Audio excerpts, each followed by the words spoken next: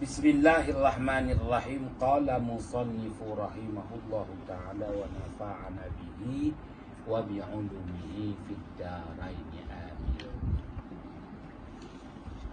Kitab Kifayatul Muhtaj pada menyatakan bicara Isra dan Mi'raj karangan Asy-Syaikh Al-Imam Daud Al-Fatani. Halaman yang ke-11. Halaman yang ke-11 dalam kurungan maka.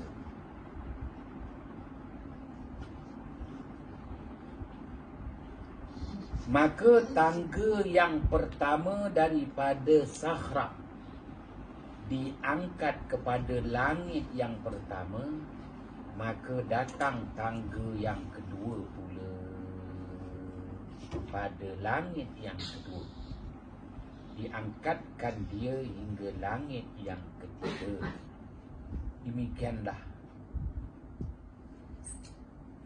Asy-Syaikh Al-Imam Daud Al-Fatani menjelaskan dalam kitabnya Kifayatul Muhtaj perjalanan Mi'raj dari Al-Masjidul Aqsa menuju ke Sidratul Muntaha, maka menggunakan Al-Mi'raj, iaitu tangga. Oleh itu tangga digunakan untuk menaiki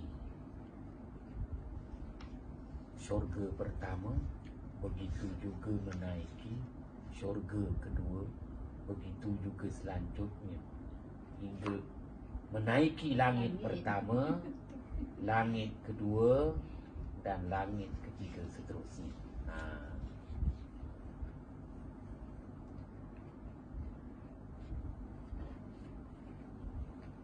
Baik. Dan tebal tiap-tiap langit itu 500 tahun. Demikian pula maka mendirikan tangga itu oleh Jibril alaihissalam. Maka naiklah ia, baginda Muhammad sallallahu alaihi wasallam serta Jibril alaihissalam atas tangga yang pertama. Maka terangkat naik. Maka mengikut pula Sahra, batu yang besar. Maka berkata Jibril kepada batu, berhenti olehmu. Maka berhentilah ia batu itu. Demikianlah keadaan batu itu tergantung antara langit dan bumi dengan tiada bertali hingga hari kiamat. Itu yang dekat Palestin kan? Itu yang ada khas, kubah khas. Kubah itu semata-mata maknanya seketul batu yang besar, Sahra, batu yang asalnya yang cuba bersama-sama dengan Rasulullah sallallahu alaihi wasallam untuk menaiki langit yang pertama.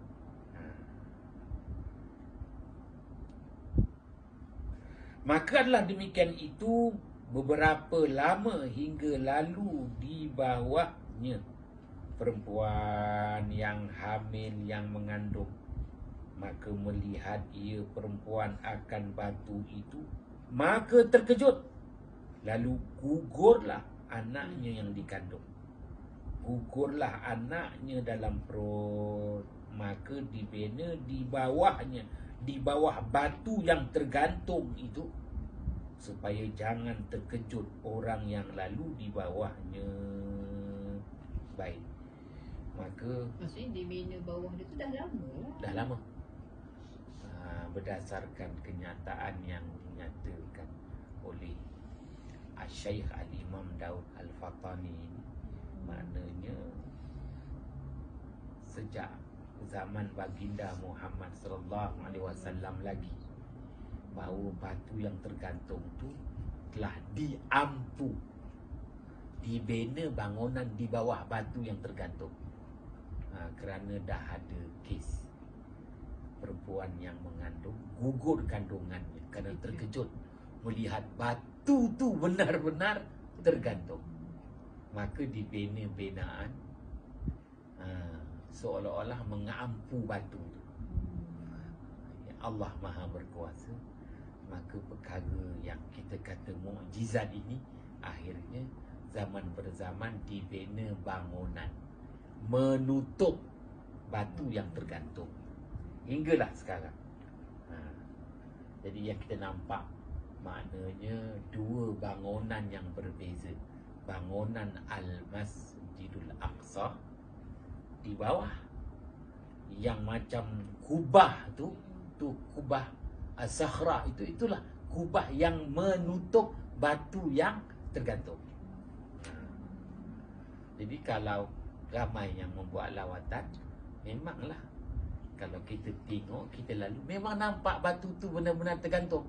Tapi oleh kerana sudah ada bangunan yang menutupnya, tak nampak lah. Dah ada bangunan yang menutupnya tu. Tapi kalau dah masuk di situ, memang benar-benar nampak batu tu tergantung. Nampak ada binaan mengampu je, sikit je.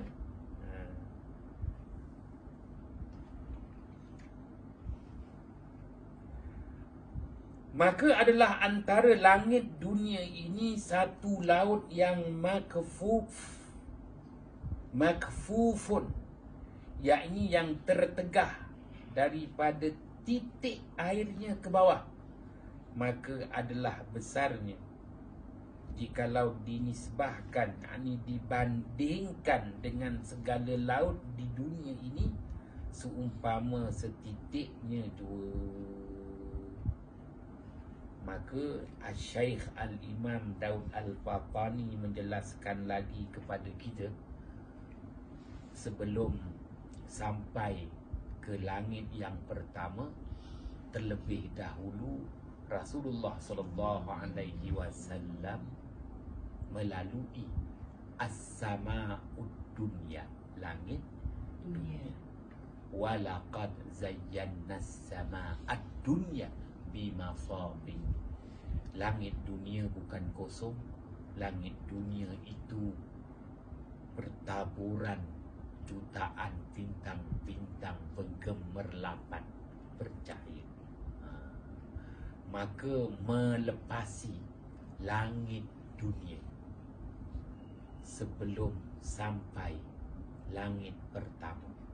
Dengan kata lain, antara langit dunia dengan langit yang pertama ada di situ lautan yang airnya tidak menitis setitik pun jatuh ke muka bumi. Laut sebenarnya itu adalah laut. Laut.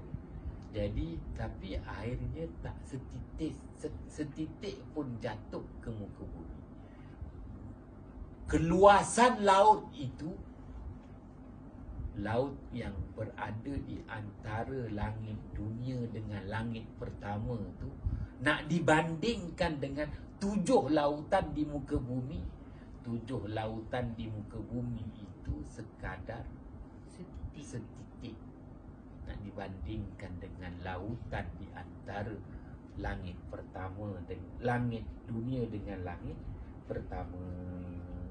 Maka naiklah keduanya, baginda Muhammad SAW dan Jibril itu, hingga sampai kepada langit dunia pada pintu yang dinamakan Babul Hafadhah. Maka langit yang kita lihat adalah langit dunia. Melepasi langit dunia, nak menuju ke langit pertama, di langit dunia tu pun ada pintu. Dengan kata lain, langit yang kita lihat ni, langit dunia, melepasi langit dunia ada lautan. Nak menembusi setiap tingkatan itu ada pintunya. Jadi di antara langit dunia dengan lautan itu adanya pintu Babul Hafadhah. Maka disitulah ada malaikat yang diberi tugas Dan yang menunggu dia di pintu Al-Hafazah itu malaikat namanya Ismail. Tiada ia naik ke atas ke langit pertama, dan tiada ia turun ke bawah sekali-kali ke muka bumi, melainkan hari wafatnya Nabi Muhammad sallallahu alaihi wasallam jua.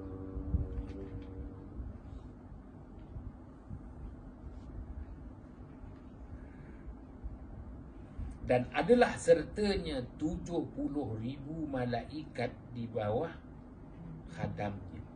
Dengan kata lain, malaikat yang menjaga Babul Hafazah itu namanya Ismail, dan di bawahnya, maknanya dia ada lagi kaki tangan anggota dia. 70,000 malaikat. Kata ulama Al-Hikmah bahawasanya adalah langit dunia itu dijadikan daripada maujun yang makfufun. Maujun tu maknanya ombak, makfufun yang ditegah, yakni daripada ombak yang tertegah adalah ia terlebih putih daripada laban, yakni susu, dan nyata hijau itu daripada hijau Bukit Qaf. Nanti akan dinyatakan antara Bukit Qaf, maknanya melepasi muka bumi ini ada bukit. Kerana ia dijadikan daripada zamrud yang hijau, dan langit yang kedua daripada batu yang putih, maka digambarkan kepada kita langit yang pertama. Hebatnya langit yang pertama dijadikan daripada zamrud yang hijau. Zamrud ni batu permata hijau tu namanya zamrud. Dan langit yang kedua daripada batu yang putih. Dan langit yang ketiga dijadikan daripada besi. Dan langit yang keempat daripada tembaga. Dan langit yang kelima dijadikan daripada perak. Dan langit yang keenam dijadikan daripada emas. Dan langit yang ketujuh dijadikan daripada yakut yang merah. Adapun kursi itu maka dijadikan daripada yakut yang putih berkilauan, dan arash dijadikan daripada yakut yang hijau. Kata Ka'bul Akhbar, telah menjadikan Allah Ta'ala akan arash daripada jauhar permata yang hijau baginya. Permata yang hijau itu bukan sembarangan, 1,000,000, yakni 1 juta dan 600,000 kepala. Dengan kata lain, permata hijau itu di bahagian kepala dia tu, oh ya Allah, nak kata macam mana, 1.6 juta. Kalau kita tengok intan, ikan nampak dia punya petak. Itulah petak kepala. Dia punya petak. Lagi banyak petak, lagi 2,8.